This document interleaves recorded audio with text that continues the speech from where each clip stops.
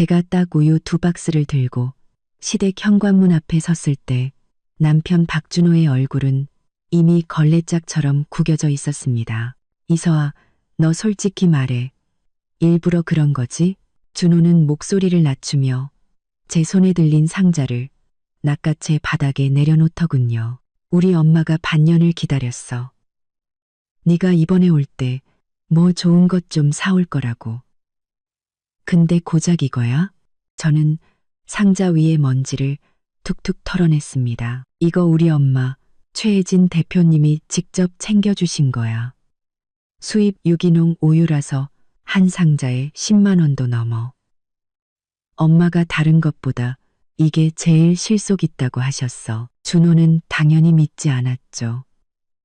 우리 엄마 회사가 올해 300억을 벌었고 저에게 사주신 강남 신혼집만 해도 80억이라는 걸 아니까요. 장모님이 이걸 보시면 기절 초풍하시겠다.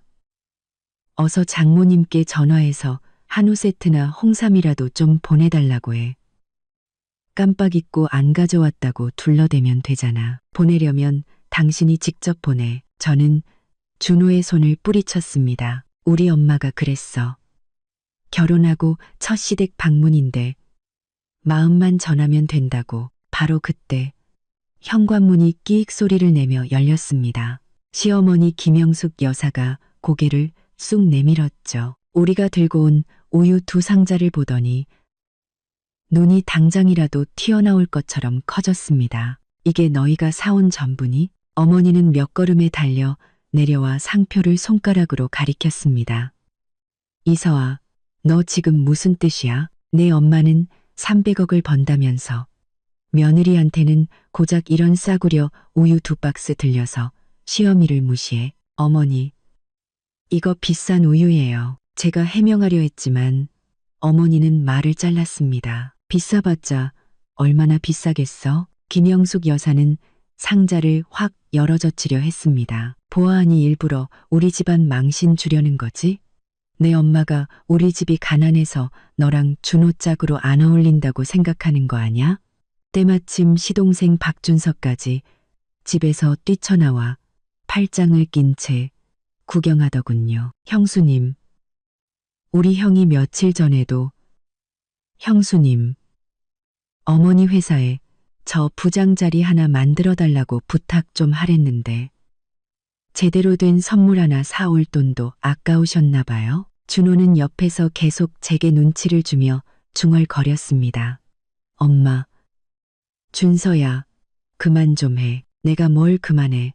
김영숙 여사는 우유 상자를 바닥에 내동댕이 쳤고 우유팩들이 상자 안에서 덜컹거렸습니다. 아들 장가 보내고 덕 좀 보나 했더니 겨우 우유 2상자로 끝이야?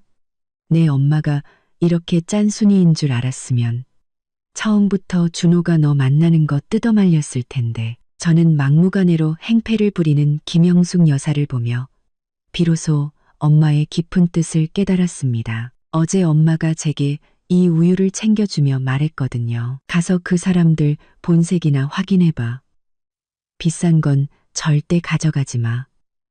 괜히 물귀신처럼 달라붙을라. 그때는 엄마가 너무 신중하신 거 아닌가 생각했는데 지금 보니 그 집안 사람들을 완벽하게 꿰뚫어보고 계셨던 겁니다. 300억은 우리 엄마가 번 돈이지 당신들 돈이 아니에요. 저는 바닥에 떨어진 상자를 주워들며 차갑게 말했습니다. 이 우유 받고 싶으시면 받으시고 싫으시면 저 지금 이대로 돌아갈게요. 네가 감히. 김영숙 여사가 제 머리채를 잡으려고 달려들자 준호가 막아섰습니다. 이서아, 너 어떻게 그런 말을 해? 준호는 자기 엄마를 감싸며 말했습니다. 우리 엄마 그냥 해본 소리인데 네가 뭘 그렇게까지 화를 내? 어서 엄마한테 사과해. 그럼 없던 일로 해줄게. 전 잘못한 거 없는데 왜 사과해야 하죠? 저는 준호를 쏘아보며 말했습니다. 당신네 식구들은 우리 엄마 돈을 노리고 절 현금 인출기 취급하잖아요. 어림도 없어요. 옆에 있던 준서가 비아냥거렸습니다. 어이구, 300억 번은 집안이라 사람이 달라 보이네.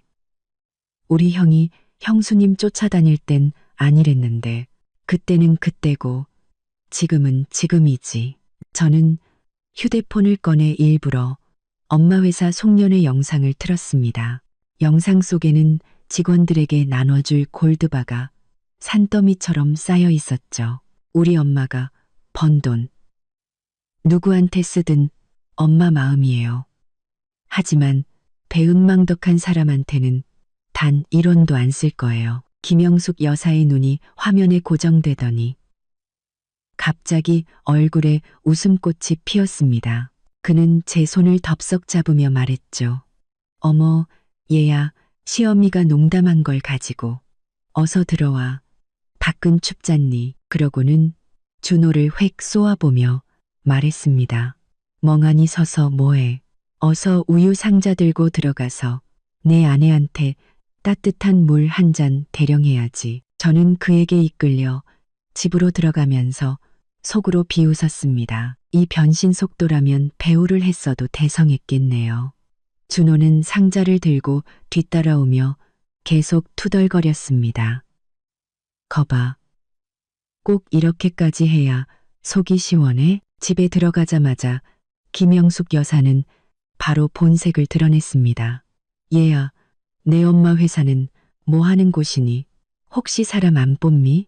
우리 준서가 요즘 놀고 있어서 말이야. 그의 말이 채 끝나기도 전에 제 휴대폰이 울렸습니다. 엄마였습니다. 전화를 받자마자 엄마의 목소리가 들렸습니다. 서아야, 엄마 말 명심해. 그 사람들이 무슨 말을 하든 절대 흔들리면 안 돼. 어떤 부탁도 들어주지 말고 혹시라도 너한테 함부로 굴면 당장 전화해. 기사님 보내서 데려오게 할 테니. 옆에 있던 김영숙 여사가 그 말을 듣고는 전화를 가로채듯 말했습니다. 아이고, 사부인. 저희가 서아한테 얼마나 잘해주는데요. 지금 서아 주려고 돼지갈비찜 하고 있는걸요. 엄마는 그의 말을 단칼에 잘랐습니다. 됐습니다. 기사님 벌써 아파트 밑에서 기다리고 있으니 서아는 오늘 저희 집에서 자고 갈 겁니다. 저는 가슴이 철렁 내려앉았습니다. 무슨 말을 하려는데 엄마가 나지막이 말했습니다. 말 들어. 어서 내려와. 엄마가 할 말이 있으니까. 전화를 끊자 김영숙 여사의 얼굴이 다시 굳어졌습니다. 아니, 오자마자 간다니. 내 엄마가 일부러 우리한테 망신 주려는 거지? 우리 엄마는 절 아끼셔서 그러는 거예요. 저는 가방을 챙겨 현관으로 향했습니다. 식사 맛있게 하세요. 전 이만 가볼게요. 준호가 쫓아 나왔습니다. 이서아, 그만 좀 해. 엄마가 너한테 화해의 손길을 내밀었잖아. 그건 화해가 아니라 덫이에요. 저는 그를 쳐다보며 말했습니다. 당신이 상황 파악이 안 된다면 우리 그냥 여기서 끝내요. 그 말을 남기고 저는 뒤도 돌아보지 않고 아파트를 나섰습니다. 길가에는 정말로 저희 집 차가 서 있었습니다. 차에 올라타자 저는 긴 한숨을 내쉬었습니다. 갑자기 이 우유 2상자가 엄마가 제게 주신 부적처럼 느껴졌습니다. 기사님이 제게 쪽지 하나를 건넸습니다. 엄마의 필체였죠. 그 사람들, 준서를 회사에 잠입시켜 우리 정보를 빼내려 할 거다. 절대 속지 마라. 저는 쪽지를 보고 등골이 오싹해졌습니다. 엄마는 모든 걸 예상하고 계셨던 겁니다. 이건 그냥 우유 2상자가 아니었습니다. 제게 보내는 경고였죠. 차가 한참을 달려나갔습니다. 저는 뒤를 돌아 아파트 건물을 쳐다보았습니다. 김영숙 여사가 베란다에 서서 우리를 노려보고 있었고 준호와 준서는 옆에서 무언가 옥신각신하고 있었습니다. 저는 엄마에게 문자를 보냈습니다. 엄마, 고마워요. 곧바로 답장이 왔습니다. 바보 같은 딸. 엄마가 널 지켜주지 누굴 지켜주겠니? 저는 의자에 등을 기대고 창밖 풍경을 바라보았습니다. 마음이 한결 편안해졌습니다. 엄마 말을 듣길 정말 잘했지. 안 그랬으면 오늘 그들에게 얼마나 많은 정보를 내줬을지 모릅니다. 이 시댁은 제 생각보다 훨씬 더 탐욕스러웠습니다. 하지만 괜찮습니다. 우리 엄마가 계시니까요. 누구도 절 함부로 대할 수 없을 겁니다. 이제부터 그들이 어떤 연극을 펼칠지 지켜볼 차례입니다. 과연 이 우유 두 상자가 그들의 진짜 얼굴을 드러내게 할 수 있을지 정말 궁금해지네요. 다음 날 아침 저는 아직 잠에서 깨지도 않았는데 부엌에서 무언가 깨지는 소리에 잠이 깼습니다. 옷을 걸치고 나가보니 김영숙 여사가 사기 그릇을 바닥에 내동댕이 치고 있었습니다. 깨진 파편이 제 발치까지 튀었죠. 부잣집 며느리 얻으면 뭐해. 아침에 따뜻한 밥 한 끼도 못 얻어먹는데 김영숙 여사는 허리에 손을 얹고 소리쳤지만 시선은 제게 향해 있었습니다. 옆집 이 씨네 며느리는 친정 한번 다녀올 때마다 차트렁크 가득 선물을 사온다는데 어떤 사람들은 고작 싸구려 우유 두 상자로 거지를 대하듯 하니 원. 준호는 바닥에 쪼그려 앉아 파편을 주우며 제게 눈짓했습니다. 서아야, 엄마 그냥 속상해서 그러는 거니까 마음에 담아두지 마. 제가 어떻게 마음에 안 담아둬요? 저는 팔짱을 끼고 문틀에 기댔습니다. 그 우유 수입 유기농이라 한 상자에 10만 원 넘어요. 두 상자면 20만 원인데 어머님 댁 한 달 식비는 되겠네요. 적다고 생각하시면 도로 가져갈게요. 말을 마치자마자 저는 우유 상자를 들려고 했습니다. 김영숙 여사가 달려들어 상자를 꽉 눌렀습니다. 우리 집에 들어온 건 우리 거야. 다시 가져갈 생각 마. 그러더니 갑자기 태도를 바꾸며 손을 비비고 웃었습니다. 서아야, 시어미가 너한테 뭐라고 하는 게 아니고 네 시동생 준서가 요즘 꽃집을 열고 싶은데 창업 자금이 5억 정도 부족해서 말이야. 5억이라니 저는 기가 막혀 웃음이 나올 뻔했습니다. 준서 씨 2년 전에 PC방 차린다고 빌려간 8천만 원도 아직 안 갚았잖아요. 그런데 또 꽃집을요? 김영숙 여사의 얼굴이 굳어졌습니다. 그 8천만 원은 네, 엄마가 우리한테 빌려준 거 아니었니? 한 가족끼리 갚고 안 갚고가 어디 있어? 한 가족이요? 저는 방으로 돌아가 여행 가방에서 차용증 한 장을 꺼내와 식탁 위에 탁 소리나게 내려놓았습니다. 이건 박준서 씨가 직접 쓴 차용증이에요. 이서아 씨에게 8천만 원을 빌림이라고 똑똑히 적혀 있고 원리자 1%, 1년 내 상환 조건에 본인 지장까지 찍혀 있어요. 벌써 2년이나 지났으니 원금의 이자까지 합하면 1억 2백만 원인데 이걸 한 가족 운운하세요? 준호의 얼굴이 새빨개졌습니다. 그는 차용증을 빼앗아 찢으려 했지만 제가 재빨리 다시 낚아챘습니다. 찢어봐요. 저는 차용증을 들고 그에게 소리쳤습니다. 이거 찢으면 바로 법원에 고소해서 콩밥 먹일 테니까. 김영숙 여사는 갑자기 바닥에 주저앉아 허벅지를 치며 울부짖었습니다. 아이고, 내 팔자야. 아들놈은 마누라 얻더니 애미는 나 몰라라 하고 돈 좀 빌렸다고 사람을 죽이려 드네. 그때 시동생 준서가 방에서 나왔습니다. 헝클어진 머리를 하고 하품을 하며 말했죠. 형수님, 고작 8천만 원 가지고 뭘 그래요. 제가 꽃집 열어서 대박나면 한 달이면 버는 돈인데 그때 엄마더러 형수님 어머니께 말씀드려서 수도권에 체인점 몇 개 내달라고 할게요. 그럼 형수님한테도 콩고물 좀 떨어지지 않겠어요? 콩고물이요? 저는 비웃으며 말했습니다. 나한테 빌려간 8천만 원이나 먼저 갚고 그런 소리 하세요. 그리고 우리 엄마 회사 돈은 당신한테 단 1원도 안 갈 줄 알아요. 너 어떻게 그런 식으로 말해. 준호가 벌떡 일어나 제 코앞에 손가락질하며 소리쳤습니다. 우리 엄마가 날 이만큼 키워줬는데 내가 내 동생 좀 돕겠다는데 뭐가 문제야. 장모님은 1년에 300억을 버시는데 5억 좀 내주는 게 그렇게 아까워? 그냥 불우이웃 돕기 했다고 치면 되잖아. 불우이웃 돕기요?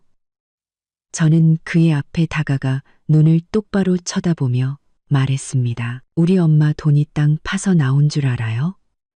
밤낮으로 뛰어다니고 위출혈까지 겪으면서 번 돈이에요. 그런데 왜 당신네 그 게으른 동생한테 줘야 하죠? 김영숙 여사도 울음을 뚝 그치고 벌떡 일어나 말했습니다. 내 엄마가 아무리 돈이 많아도 결국 다 내 거 아니냐. 내 건 준호 거고 준호 건 우리 집안 거지. 뭘 그렇게 따져?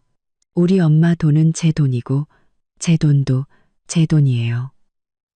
당신네 집안하고는 아무 상관없어요. 저는 가방을 들고 나가려 했습니다. 이런 곳에 더는 머물고 싶지 않았습니다. 어딜까 김영숙 여사가 제 다리를 붙잡았습니다. 오늘 5억 준다고 약속 안 하고 내 아빠한테 준서 부장 자리 하나 만들어 달라고 안 하면 이 문 밖으로 한 발짝도 못 나갈 줄 알아. 준호도 문을 가로막았습니다. 서아야, 그냥 엄마 말 들어. 안 그러면 나도 너랑 같이 안 돌아갈 거야. 마음대로 하세요. 저는 휴대폰을 꺼내 녹음 기능을 켰습니다. 김영숙 여사님, 지금 우리 엄마한테 5억 투자하라고 하셨죠? 그리고 우리 아빠한테 아들 일자리 마련해 달라고 하셨고요. 8천만 원 빚도 떼어 먹으려 하셨죠? 이 말 전부 녹음됐어요. 계속 길 막으면 지금 바로 경찰에 신고할 거예요. 김영숙 여사의 손에 힘이 탁 풀렸습니다. 눈이 동그래졌죠. 준서는 제 휴대폰을 빼앗으려 했지만 준호가 말렸습니다. 엄마, 그만해요. 준호의 목소리에는 체념이 섞여 있었습니다. 뭘 그만해. 김영숙 여사는 여전히 큰 소리 쳤습니다. 제가 감히 신고하겠어? 신고만 해봐. 내가 당장 쟤네 엄마 회사 찾아가서 시부모 학대한다고 소문내고 다닐 테니까 가보시죠. 저는 문을 활짝 열었습니다. 마침 잘 됐네요. 우리 엄마 회사 사람들한테 당신들이 며느리한테 어떻게 돈 뜯어내려 하는지 똑똑히 보여주죠. 기자들도 불러서 당신이 아들 빚 떼어먹는 법을 어떻게 가르치는지 인터뷰도 좀 하고요. 그 말을 끝으로 저는 문을 박차고 나갔습니다. 등 뒤로 김영숙 여사의 저주와 준호의 한숨 소리가 들려왔습니다. 택시에 올라타자 저는 분노로 손이 떨렸습니다. 엄마에게 전화를 걸어 방금 있었던 일을 모두 이야기했습니다. 엄마는 전화기 너머에서 차갑게 웃었습니다. 그럴 줄 알았다. 걔들이 곱게 나올 리가 없지. 너 지금 바로 집으로 와.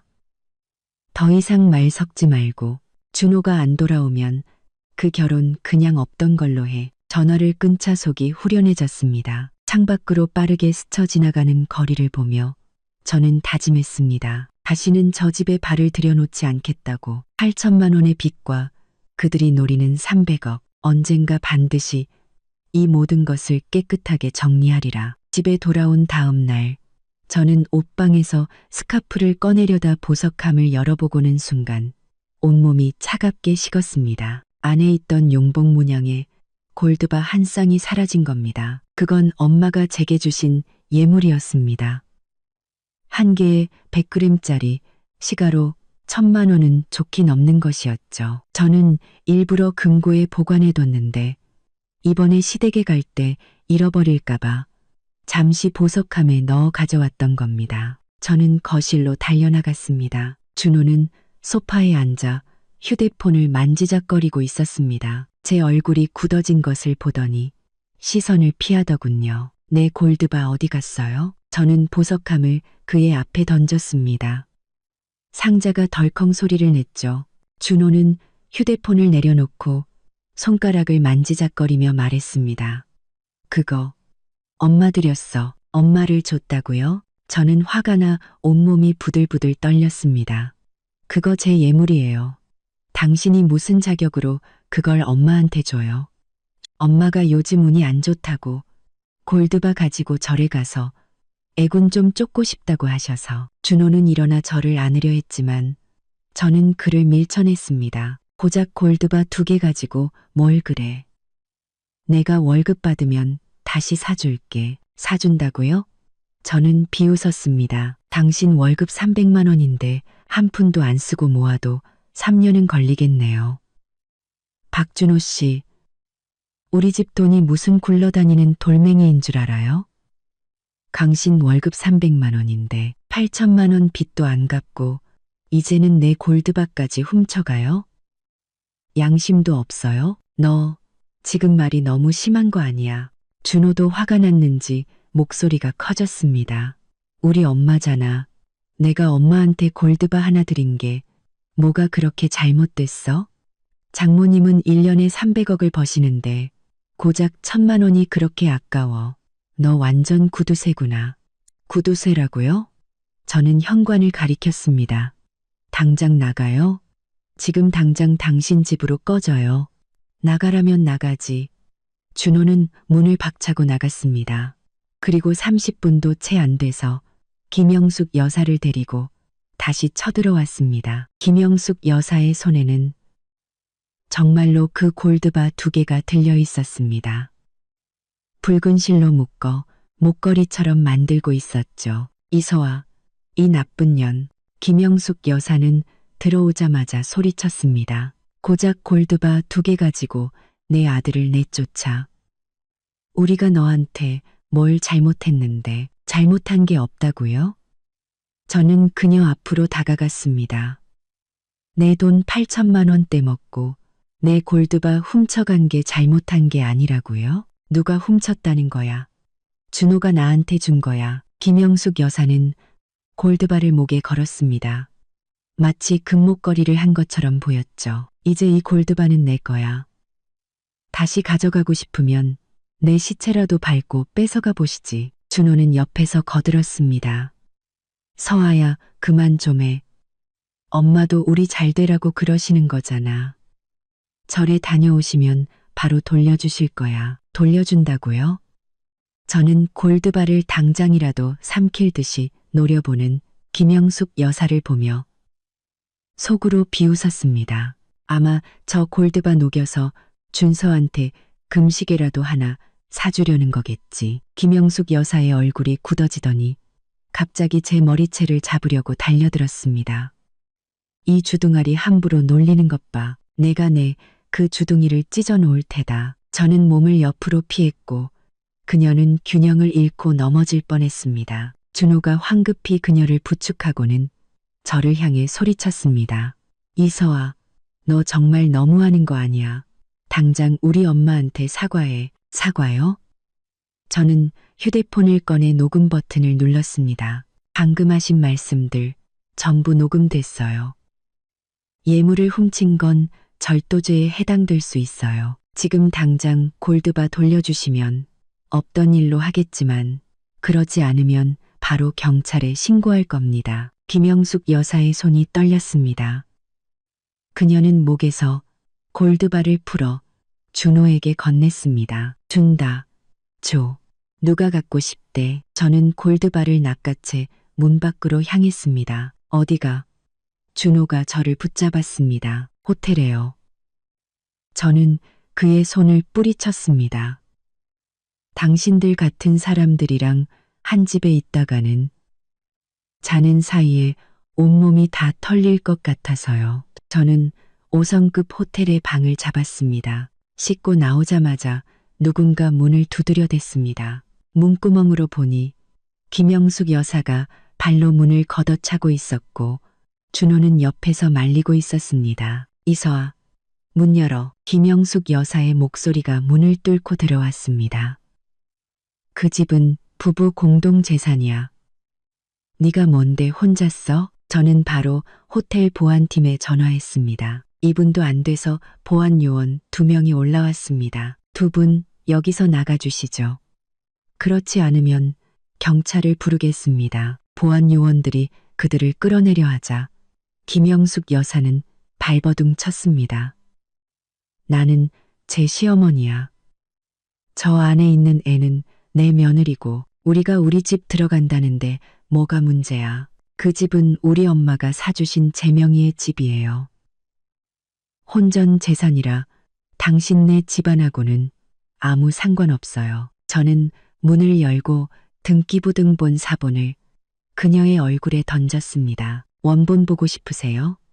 지금 당장 변호사 시켜서 가져오게 할 수도 있어요. 준호의 얼굴이 하얗게 질렸습니다. 그는 김영숙 여사를 끌고 가려 했습니다. 김영숙 여사는 여전히 소리쳤습니다. 이 알도 못 낳는 암탉 같은 년. 우리 준호 등쳐먹고 재산 독차지하려는 속셈이지. 문이 닫히는 순간 저는 문에 기댔습니다. 갑자기 눈물이 왈칵 쏟아졌습니다. 슬퍼서가 아니었습니다. 역겨워서였죠. 내가 어쩌다 이런 집안과 엮이게 됐을까. 밤에 엄마에게 전화가 왔습니다. 자초지종을 들은 엄마는 한동안 말이 없다가 말했습니다. 내일 김 변호사 보낼 테니 이혼 서류 준비해. 그런 집안은 빨리 정리하지 않으면 내 인생까지 망가져. 네, 저는 코를 훌쩍였습니다. 엄마, 죄송해요. 그때 엄마 말씀 들었어야 했는데 바보 같은 소리 마. 잘못했으면 바로잡으면 돼. 엄마는 한숨을 쉬었습니다.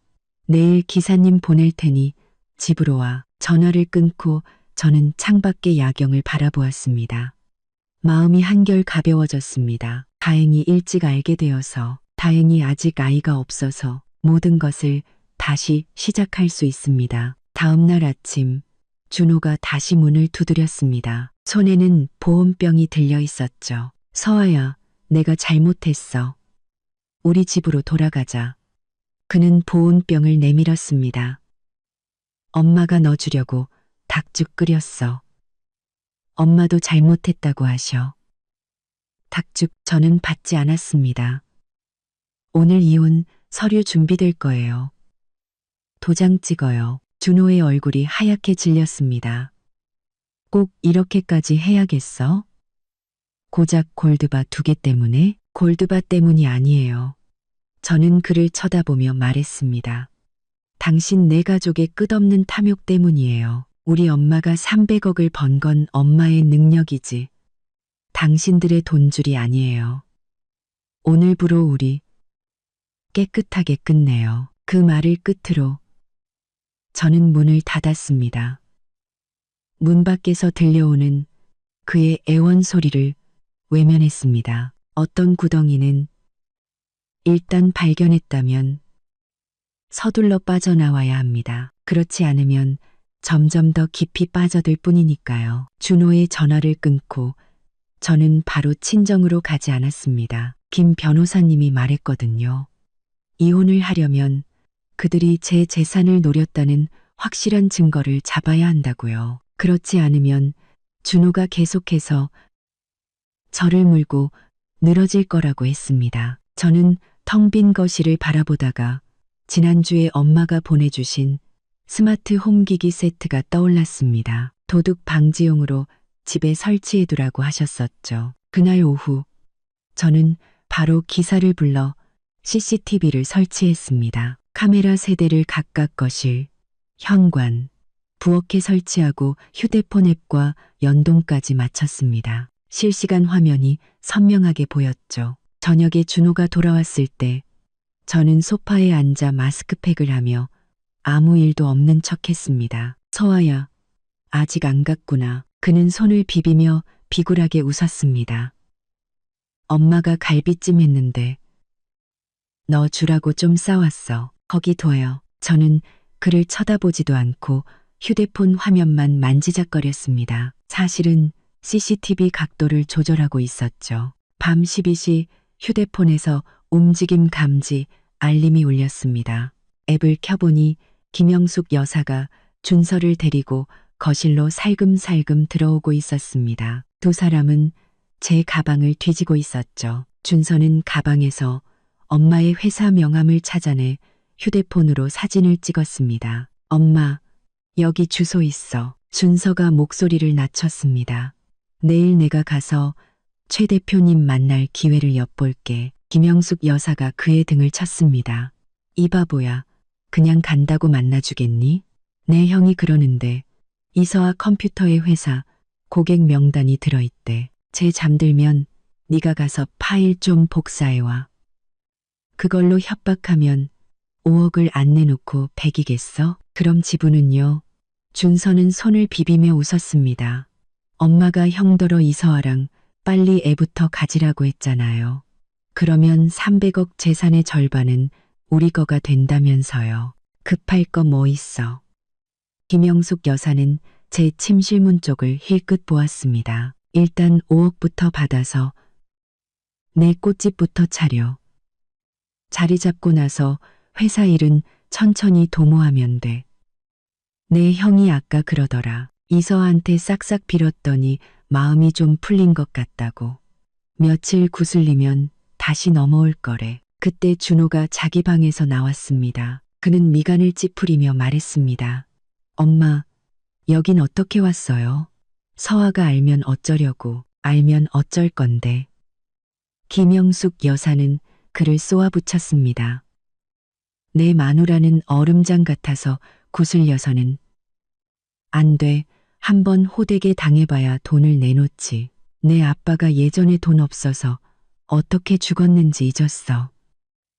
우린 다시는 그렇게 가난하게 살 수 없어. 준호는 잠시 망설이더니 결국 고개를 끄덕였습니다. 그럼 조심해서 해요. 고객 명단 함부로 유출하지 말고 돈 받으면 바로 삭제하고요. 저는 휴대폰을 쥔 손이 부들부들 떨렸습니다. 두려워서가 아니었습니다. 분노 때문이었죠. 그들은 단순히 돈만 노리는 게 아니었습니다. 엄마의 회사, 고객 정보까지 노리고 있었던 겁니다. 저는 즉시 이 영상을 클라우드에 저장하고 김 변호사님께 전송했습니다. 그리고 메시지를 덧붙였죠. 이 정도면 그들을 빈털터리로 내쫓을 수 있을까요? 김 변호사님은 바로 답장했습니다. 완벽합니다. 계속 녹화하세요. 증거는 많을수록 좋습니다. 그 후 며칠 동안 저는 일부러 준호에게 부드럽게 대했습니다. 밥도 2번 차려줬죠. 그는 정말로 제가 마음을 돌린 줄 알았습니다. 매일같이 제게 가족끼리는 서로 도와야 한다는 말을 되풀이했죠. 김영숙 여사는 더했습니다. 매일같이 저희 집에 드나들며 준서의 꽃집 입지가 얼마나 좋은지, 준호가 어릴 때 얼마나 불쌍했는지 늘어놓았습니다. 말끝마다 돈 이야기였죠. 서아야, 김영숙 여사는 해바라기 씨를 까먹으며 말했습니다. 내 엄마 회사 그렇게 크다는데 우리 준서 부사장 자리 하나 못 만들어주겠니? 힘든 일 시킬 것도 아니고 그냥 이름만 올려놓고 월급으로 한 1,000만 원 정도만 주면 되는데. 저는 망설이는 척했습니다. 그건 엄마한테 여쭤봐야 해요.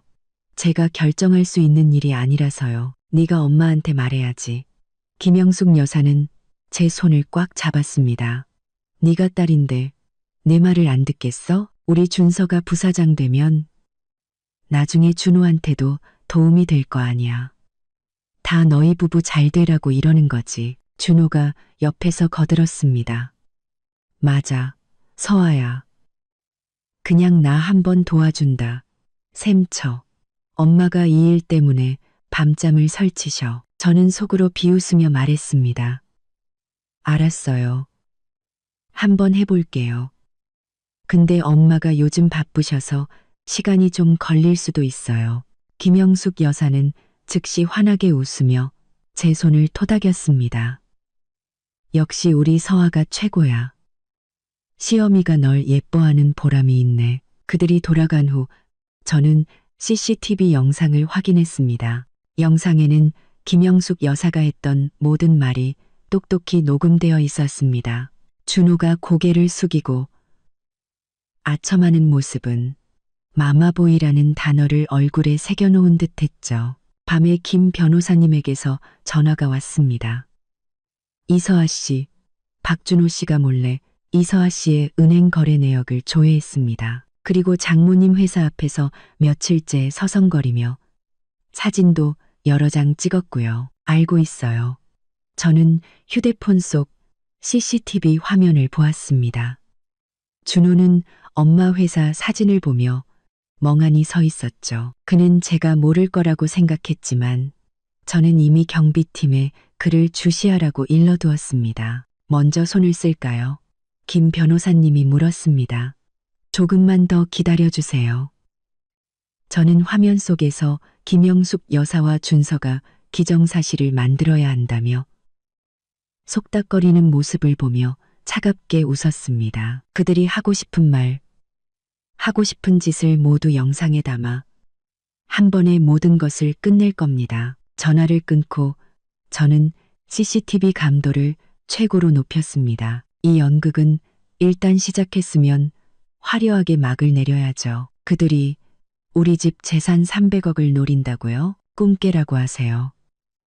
저는 그들에게 닥쳤던 게 지붕 쳐다보는 꼴이 무엇인지, 자업자득이 무엇인지 똑똑히 보여줄 겁니다. CCTV 영상을 확인하며 증거를 정리하고 있는데 회사 안내 데스크에서 다급한 전화가 걸려왔습니다. 이서아님, 시어머님께서 회사 앞에서 시위하고 계세요. 피켓 들고 최 대표님 나오라고 소리치고 계세요. 가슴이 철렁 내려앉았습니다. 저는 가방을 들고 밖으로 뛰쳐나갔습니다. 회사 앞에 도착하자마자 건물 정문에 주저앉아 있는 김영숙 여사가 보였습니다. 앞에는 재벌 며느리 인성 파탄, 가난한 시댁 피, 말려 죽인다라고 붉은 글씨로 쓰인 피켓이 놓여 있었죠. 준서와 몇몇 먼 친척들이 옆에 서서 구경꾼들을 향해 가끔씩 울음소리를 냈습니다. 여러분, 와서 보세요. 김영숙 여사는 허벅지를 치며 울부짖었습니다. 제 며느리 이서아, 걔네 엄마가 1년에 300억을 버는데 제 아들 꽃집 차릴 5억도 안 빌려줘요. 그것도 모자라 예전에 빌려준 8천만 원도 내놓으라고 협박하고 있어요. 이거 우리 다 죽으라는 거 아닙니까? 주변에는 이미 많은 사람들이 모여 우리 회사를 향해 손가락질하고 있었습니다. 휴대폰으로 촬영하는 사람도 있었죠. 회사 보안 요원들이 그녀를 일으키려 했지만 그녀는 손을 뿌리치며 소리쳤습니다. 건드리지 마. 오늘 최혜진 못 만나면 나 여기서 죽을 거야. 저희 엄마를 만나고 싶으시다고요? 저는 사람들을 해치고 나아갔습니다. 제가 이서아예요. 할 말 있으면 저한테 하세요. 김영숙 여사는 저를 보자마자 굶주린 늑대처럼 눈을 번뜩이며 제 옷을 찢을듯이 달려들었습니다. 이 나쁜 년, 드디어 나타났구나. 당장 내 엄마더러 5억 내놓으라고 해. 안 그러면 내가 매일 여기 와서 소란 피워서 너희 회사 장사 못하게 할 줄 알아. 보안 요원들이 그녀를 떼어놓았습니다. 저는 한 걸음 물러서며 보안 팀장에게 소리쳤습니다. 계속 행패 부리면 바로 경찰에 신고하세요. 보안 요원 2명이 김영숙 여사를 옆으로 끌어냈습니다. 신발 한 짝이 벗겨졌지만 그녀는 계속해서 저주를 퍼부었습니다. 이서아, 너 천벌 받을 거야. 내 엄마가 번 300억은 전부 더러운 돈이야. 우리 집안은 굶어 죽는 한이 있어도 너희랑 끝까지 싸울 거다. 준서는 휴대폰을 제 얼굴에 들이밀었습니다. 형수님, 우리 엄마가 저러는 거 보고도 마음이 안 아파요? 고작 5억이잖아요. 형수님 어머니가 명품 가방 하나 덜 사면 되는 돈인데 명품 가방 하나 값이라고요? 저는 차갑게 웃으며 가방에서 출력해온 서류 뭉치를 꺼냈습니다. 그럼 이것부터 설명해 보시죠. 제가 시댁에 뒀던 옥 세트는 왜 중고시장에 나와 있고 구매자한테 받은 일 200만 원은 당신 도박빚 갚는데 정확히 쓰였을까요? 저는 거래 내역서를 높이 들어 구경꾼들에게 흔들어 보였습니다. 이건 박준서 씨가 지난달에 제 예물을 팔아넘긴 기록이에요. 저 옥 팔찌는 저희 엄마가 주신 예물로 시가 8천만 원짜리인데 그걸 1, 200만 원에 팔아넘겼어요. 그래놓고 이제 와서 5억을 달라고요? 분중 속에서 웅성거리는 소리가 들렸습니다. 자기들이 예물 팔아서 도박빚 갚은 거였네. 저 집안 정말 탐욕스럽다. 300억 재산이 자기들하고 무슨 상관이라고. 준서의 얼굴이 시뻘개졌습니다. 그는 서류를 빼앗아 찢으려 했지만 보안 요원에게 제지당했습니다. 네가 거짓말하는 거야. 그건 네가 팔아달라고 한 거잖아. 김영숙 여사는 여전히 발뺌했습니다. 네가 옥은 싫다고 우리더러 알아서 처리해달라고 했잖아. 제가 처리해달라고요? 저는 휴대폰 속 사진을 보여주었습니다. 그 옥 세트의 감정서와 제가 착용하고 찍은 사진이었죠. 이건 작년 제 생일에 찍은 사진이고 감정서에는 소유자 이서아라고 분명히 적혀 있어요. 제가 이걸 왜 당신들더러 팔아달라고 하겠어요? 김영숙 여사는 입을 뻐끔거렸지만 아무 말도 하지 못했습니다. 그러더니 갑자기 바닥에 주저앉아 자기 팔자가 기구하다며 울기 시작했습니다. 함께 왔던 친척들은 상황이 불리해지자 슬금슬금 빠져나가려 했습니다. 제가 그들을 불러 세웠습니다. 어딜 가세요? 셋째, 고모님. 저는 뚱뚱한 아주머니를 가리켰습니다. 고모님 목에 걸린 그 금목걸이. 제가 작년에 어머님 생신 선물로 사드린 거 아닌가요? 어쩌다 고모님 목에가 있죠? 그리고 둘째 외삼촌. 댁에 새로 들인 그 냉장고.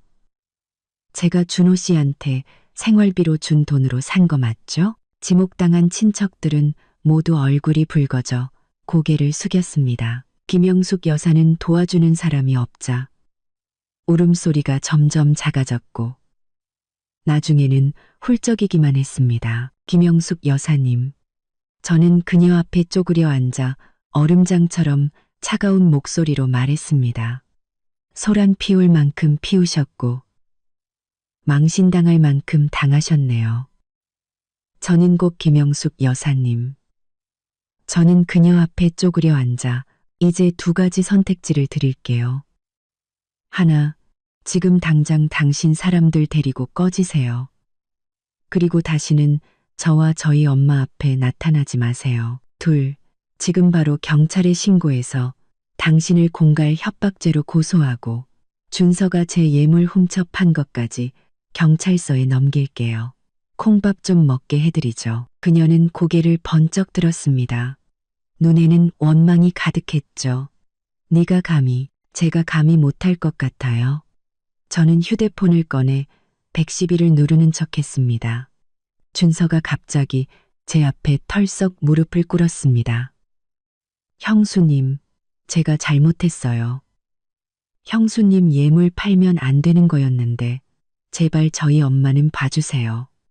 항수님, 다시는 안 그럴게요. 김영숙 여사가 무언가 말하려 했지만 준서가 그녀의 입을 막았습니다. 몇몇 친척들도 황급히 다가와 그녀를 일으켜 세웠고 그들은 서둘러 김영숙 여사를 끌고 사라졌습니다. 바닥에 떨어진 피켓은 바람에 날려 멀리 굴러갔습니다. 구경꾼들도 흩어졌습니다. 어떤 사람이 제 곁을 지나가며 말했습니다. 아가씨, 그런 시댁은 빨리 정리하는 게 상책이야. 저는 고개를 끄덕였지만 마음은 편치 않았습니다. 이건 시작에 불과합니다. 김영숙 여사의 성격상 절대 이대로 물러나지 않을 겁니다. 김영숙 여사의 성격상 사무실로 돌아오자 엄마에게서 전화가 왔습니다. 목소리는 차분했죠. 이야기 다 들었다. 김 변호사 쪽은 준비 다 됐니? 네, 증거는 충분해요. 저는 창밖을 보며 말했습니다. 엄마, 죄송해요. 괜히 저 때문에 바보 같은 소리.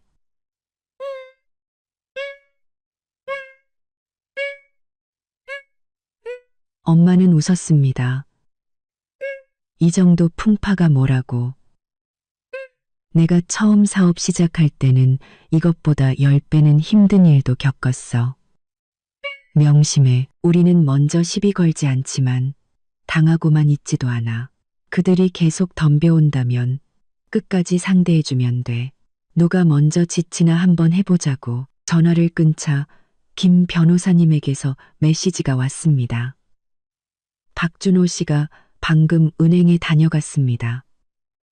이서와 심영희로 된 예금을 인출하려다 제지당했습니다. 제가 미리 은행 측에 연락해 두 분의 공동명의 계좌를 모두 동결시켜 놓았습니다. 저는 입꼬리가 올라가는 것을 참을 수 없었습니다. 잘하셨어요. 이혼 서류 준비해 주세요. 내일 당장 도장 찍게 할 거니까. 이 싸움 저는 이기기만 할 게 아닙니다. 그들이 다시는 일어설 수 없도록 처참하게 이길 겁니다. 우리 집 재산을 넘보려고요? 자기들 이빨이 얼마나 튼튼한지부터 확인했어야죠. 준서가 경찰에 체포된 다음 날, 저는 김 변호사님에게서 메시지를 받았습니다. 어젯밤 박준서가 이서아 씨의 비어있는 오피스텔 창문을 뜯고 들어가 밤새 무언가를 뒤졌습니다. 아마 고객 정보를 찾으려 했던 것 같습니다. 알고 있어요. 저는 휴대폰 속 CCTV 재생 화면을 보았습니다.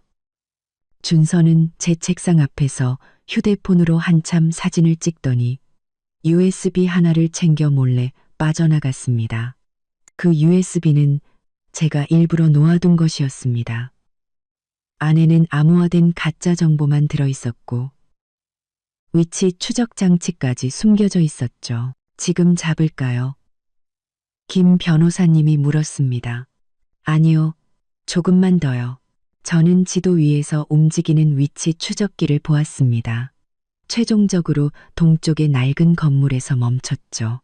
분명 구매자를 찾을 거예요. 거래 현장을 덮쳐서 현행범으로 체포하죠. 예상대로 사흘째 되는 날 오후, 위치 추적기가 갑자기 움직이기 시작했습니다. 시내 중심가의 한 카페를 향하고 있었죠.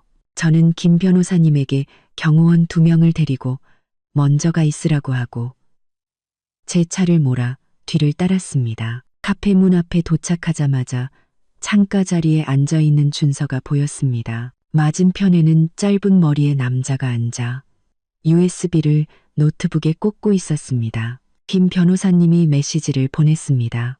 확인했습니다. 경쟁사 부사장입니다. 산업 스파이 짓으로 유명한 놈입니다. 제가 문을 열고 들어섰을 때 준서는 신나게 떠들고 있었습니다. 이 안에 최혜진 대표 회사 핵심 고객 명단이 다 들어있습니다. 이 대형 고객 3곳만 잡아도 1년에 30억은 그냥 벌 수 있어요. 3억만 주시면 이 USB는 당신 겁니다. 짧은 머리 남자가 고개를 끄덕이려는 순간 제가 테이블 앞으로 다가갔습니다. 3억이라. 박준서 씨 그 계산기 두드리는 소리가 여기까지 들리네요. 준서는 커피잔을 엎지를 뻔하며 소스라치게 놀랐습니다. 네. 네가 어떻게 여기에? 당신 배웅해 주러 왔죠. 저는 문 앞에 서 있는 경호원들에게 턱짓했습니다. 저 2사람 경찰서로 데려가세요.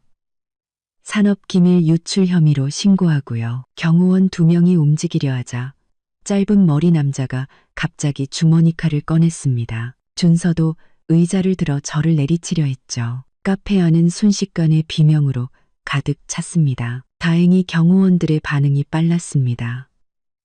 몇 번의 동작으로 칼을 빼앗고 그들을 제압했죠. 이서아, 네가 날 함정에 빠뜨려. 준서는 바닥에 짓눌린 채 소리쳤습니다. 그 USB 안에 든 자료. 가짜지? 일부러 날 잡으려고 판 함정이지. 뻔히 보이는 함정에 제 발로 걸어 들어온 건 너잖아. 저는 쪼그려 앉아 그의 뺨을 툭툭 쳤습니다. 누가 우리 엄마 고객 정보를 넘보랬어. 자료 훔칠 때는 이런 결과는 생각 못했나 보지? 경찰이 도착해 그들을 연행해 간 후 카페 사장님이 달려와 하소연했습니다.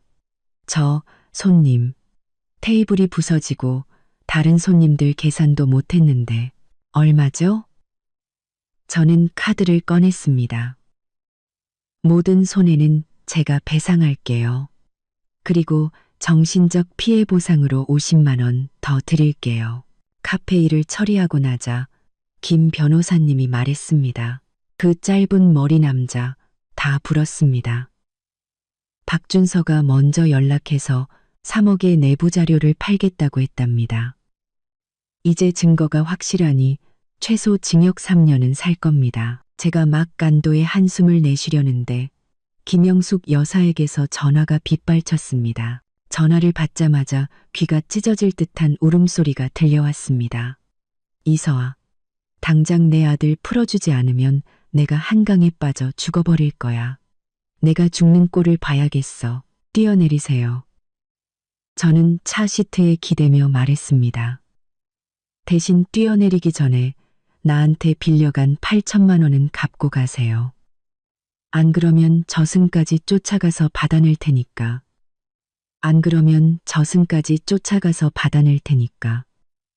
갖고 이 독한 년. 김영숙 여사는 갑자기 울음을 뚝 그쳤습니다.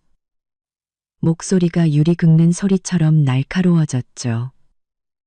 우리 준서한테 무슨 일 생기기만 해봐. 내가 당장 내 엄마 회사 옥상에서 뛰어내릴 거야. 300억 재산이랑 내 아들 목숨이랑 바꾸는 거지. 마음대로 하세요. 저는 전화를 끊고 번호를 차단했습니다. 30분도 안 돼서 준호가 김영숙 여사를 데리고 저희 아파트 단지 앞에 나타났습니다. 김영숙 여사는 이번에는 피켓 대신 이불을 들고 와 바닥에 드러누웠습니다. 네가 준서 안 구해줄 거면 나 여기서 굶어 죽을란다. 준호는 눈이 빨개진 채 제게 애원했습니다. 서아야, 내가 잘못했어. 우리 부부였던 정을 생각해서라도 준서 좀 한 번만 살려주라. 걔 감옥 가면 인생 끝이야. 인생이 끝나는 건 걔가 자초한 일이야. 저는 팔짱을 낀 채 계단 위에 섰습니다. 산업기밀을 3억에 팔아넘기려 했는데 다른 사람이었으면 평생 감옥에서 썩게 만들었을 걸. 그럼 어떡하라는 거야. 김영숙 여사는 이불 속에서 약병을 꺼내 입에 털어 넣으려 했습니다. 네가 안 도와주면 나 지금 여기서 쥐약 먹고 죽을 거야. 저는 비웃으며 그녀가 약을 삼키는 것을 지켜보았습니다. 그 약병. 저는 알고 있었습니다. 그녀가 매일 먹는 혈압약이었죠. 드세요. 다 드시면 제가 경찰 불러서 시신 수습해 드릴게요. 김영숙 여사의 손이 허공에서 멈췄습니다. 약병이 바닥에 떨어졌죠. 준호가 황급히 그녀를 부축하고는 저를 향해 소리쳤습니다. 이서아, 꼭 이렇게까지 독하게 굴어야겠어? 걔는 내 하나뿐인 동생이란 말이야. 독하다고? 저는 가방에서 계산기를 꺼냈습니다. 원금 8천만 원에 2년치 이자 2,200만 원. 총 1억 200만 원. 지금 당장 이 돈 갚으면 김 변호사님한테 부탁해서 선처받도록 도와줄게요. 그렇지 않으면 박준서 씨 3년 꽉 채워서 감옥살이하고 나와서 이 1억 넘는 돈 갚게 될 거예요. 김영숙 여사는 갑자기 제게 달려와 머리를 조아렸습니다. 이마를 시멘트 바닥에 쿵쿵 찌으며 말했죠. 갚을게. 당장 갚을게. 네가 시키는 건 뭐든지 할 테니까 제발 우리 준서 좀 살려줘. 이제 와서 애원하시네요. 저는 한 걸음 물러나 그녀의 손을 피했습니다. 3일 안에 제 계좌로 돈 입금하세요. 단 1원이라도 부족하면 국물도 없어요. 준호가 김영숙 여사를 부축했습니다. 엄마, 가요. 가서 돈 구해야죠. 서로를 부축하며 멀어지는 그들의 뒷모습을 보며 저는 조금의 동정심도 느끼지 못했습니다. 준서가 자료를 훔칠 때 그들은 왜 이런 날이 올 거라고는 생각하지 못했을까요? 그 8천만 원은 원래부터 그들이 제게 빚진 돈이었습니다. 이제 와서 원금의 이자까지 쳐서 돌려받는 것뿐이죠. 밤에 엄마에게 전화가 왔습니다. 이야기를 들은 엄마는 웃었습니다. 잘했다. 그렇게 강하게 나가야 해. 그런 사람들한테는 한 발짝 물러서면 10발짝 다가와. 아예 싹을 잘라버려야 다시는 귀찮게 안 하지. 근데 그 사람들 8천만 원을 어디서 구하죠? 또 사채라도 쓰는 거 아닐까요? 쓰면 더 좋지. 엄마는 전화기 너머에서 차갑게 말했습니다. 이자가 눈덩이처럼 불어나서 알아서들 망하게. 그래야 다시는 널 괴롭히지 않지. 넌 돈이나 받을 준비해. 다른 건 신경 쓰지 말고. 전화를 끊고 저는 창밖의 달을 보았습니다. 마음이 한결 가벼워졌습니다. 준서가 감옥에 들어가면 적어도 3년은 조용하겠죠. 8천만 원은 그들이 어디서 구하든 상관없습니다. 갚기만 한다면 이번 한 번은 눈 감아줄 생각입니다. 물론 이번 한 번뿐입니다. 그들을 완전히 용서해 주기란 해가 서쪽에서 뜨지 않는 한 불가능한 일입니다. 굶주린 늑대를 상대할 때는 결코 마음이 약해져서는 안 되니까요. 이혼 재판이 열리던 날 김영숙 여사는 일부러 낡고 색이 바랜 속옷을 입고 나타났습니다. 법정에 들어서자마자 눈물을 훔치기 시작했죠. 마치 하늘이 무너질 듯한 슬픔에 잠긴 사람처럼요. 준호는 그녀 옆에 앉아 고개를 푹 숙이고 있었지만 주먹은 굳게 쥐고 있었습니다. 판사님이 이혼에 동의하냐고 묻자마자 김영숙 여사가 벌떡 일어났습니다. 동의 못합니다. 이혼하고 싶으면 저 애가 혼수로 해온 집을 우리한테 넘겨야 해요. 그리고 쟤네 엄마 회사 지분도 절반은 떼줘야 하고요. 이해 있습니다. 김 변호사님이 일어섰습니다. 원고 이서와 심영희의 부동산은 혼인 전 원고의 모친인 최혜진 씨가 전액 현금으로 구매하여 증여한 것으로 공증까지 마친 명백한 원고의 개인 재산입니다. 피고 박준호 씨와는 아무런 관련이 없습니다. 최혜진 씨의 회사 지분 또한 피고와는 어떠한 법적 관계도 없습니다. 무슨 공증? 다 가짜겠지. 김영숙 여사는 책상을 치며 소리쳤습니다. 저것들이 우리가 돈 없고 무식하다고 무시하는 거야. 우리 준호도 그 집에서 2년이나 살았는데 왜 공동재산이 아니야? 난 몰라. 무조건 우리한테 줘야 해. 그때 준호도 고개를 들었습니다. 목소리가 울먹였죠. 서아야, 우리 그래도 부부였는데 꼭 이렇게까지 해야겠어? 그 집 적어도 20억은 하잖아. 나한테 10억만 주고 장모님한테 위자료로 5억만 받으면 그냥 끝내줄게. 안 그러면 나 이혼 못 해줘. 10억에 5억이라. 저는 차갑게 웃으며 가방에서 서류 뭉치를 꺼냈습니다. 이것부터 보시죠. 첫 번째 서류는 혼전 재산 공증서였습니다. 붉은 인장이 선명하게 찍혀 있었죠. 판사님이 확인하고 책상 위에 올려두었습니다. 두 번째는 박준호 씨가 제 월급을 몰래 빼돌려 김영숙 여사님 계좌로 이체한 내역입니다. 매달 200만 원씩 2년 동안 800만 원이네요. 세 번째는 제 신용카드로 현금 서비스를 받아 박준서 씨 도박빚을 갚아준 기록입니다. 총 0만 원이 넘네요. 박준호 씨, 저는 그의 눈을 똑바로 쳐다보았습니다.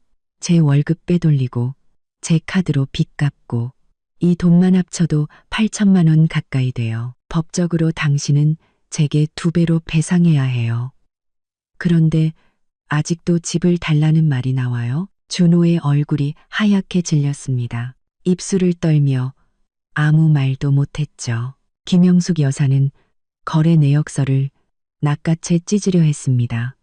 이거 다 가짜야. 너희가 조작한 거야. 우리 준호가 얼마나 착한데 이런 짓을 할 리가 없어. 조작인지 아닌지는 은행이 증명해 줄 겁니다. 김 변호사님이 USB를 꺼내 들었습니다. 박준호 씨가 은행에서 돈을 이체하던 당시에 CCTV 영상도 확보해 두었습니다. 법정에서 재생해 드릴까요? 김영숙 여사의 손이 허공에서 멈췄습니다. 눈이 휘둥그레졌죠. 판사님이 의사봉을 두드렸습니다. 피고 측 법정 질서를 유지해 주십시오. 계속해서 소란을 피울 경우 법에 따라 조치하겠습니다. 그 후의 재판은 그야말로 저의 증거 발표회였습니다. 저는 김영숙 여사가 준서를 사주해 고객 정보를 훔치려 했던 녹취록을 공개했고, 준서가 제옥 예물을 팔아넘긴 거래 기록을 판사님께 제출했습니다. 심지어 그들이 저희 집에서 저희 엄마에게 어떻게 투자를 받아낼지 모의하던 CCTV 영상까지 편집해서 보여주었죠. 판사님, 보십시오. 저는 영상 속 김영숙 여사를 가리켰습니다. 먼저 5억을 받고 그 후에 회사를 천천히 차지하자고 말하고 있습니다. 이건 단순한 금전 요구가 아니라 명백한 사기입니다. 김영숙 여사는 의자에 주저앉아 중얼거렸습니다. 아니야. 제가 우리를 함정에 빠뜨린 거야. 준호가 갑자기 제 앞에 털썩 무릎을 꿇었습니다. 서아야, 내가 잘못했어. 정말 잘못했어. 엄마 말 듣는 게 아니었는데, 내 돈 빼돌리는 게 아니었는데, 제발 한 번만 용서해줘. 우리 이혼하지 말자. 응, 늦었어요. 저는 한 걸음 물러섰습니다. 당신이 내 월급 통장에 손대는 순간부터 우리는 끝났어요. 최종 판결이 내려질 때 김영숙 여사는 제대로 서 있지도 못했습니다. 준호가 겨우 부축하고 있었죠. 판결을 선고한다. 원고 이서아와 피고 박준호의 이혼을 허가한다. 원고의 혼전 재산은 이서아 개인의 소유로 한다. 피고 박준호가 유용한 재산 8천만 원에 대해서는 30일 이내에 원고에게 2배인 1억 6천만 원을 배상하라. 또한 피고 박준호와 그 가족이 원고에게 진 채무 8천만 원은 이자를 포함하여 3개월 이내에 전액 상환하라. 피고의 나머지 청구는 모두 기각한다. 뭐라고요? 김영숙 여사가 비명을 질렀습니다. 우리가 얻는 건 하나도 없고 오히려 돈을 물어내라고요? 말도 안 돼. 항소할 거야. 항소해도 소용없습니다. 김 변호사님이 서류를 정리하며 그들을 힐끗 쳐다보았습니다. 저희 측 증거는 완벽합니다. 대법원까지 가도 결과는 똑같을 겁니다. 법원을 나서자 준호가 달려와 제 팔을 붙잡았습니다. 서아야, 나한테 이러면 안 돼. 우리 엄마 몸도 안 좋으신데. 그 돈 우리가 어떻게 마련해? 마련 못하는 건 당신들 사정이죠.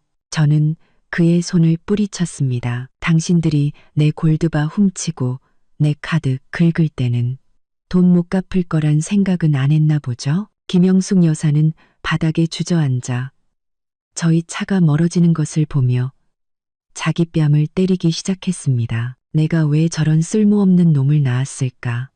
여자 하나 제대로 못 잡아서 300억 재산이 눈앞에서 날아가네. 준호는 그녀 옆에 쪼그려 앉아 얼굴을 감싸고 울기 시작했습니다. 주변 사람들은 그들을 향해 손가락질했습니다.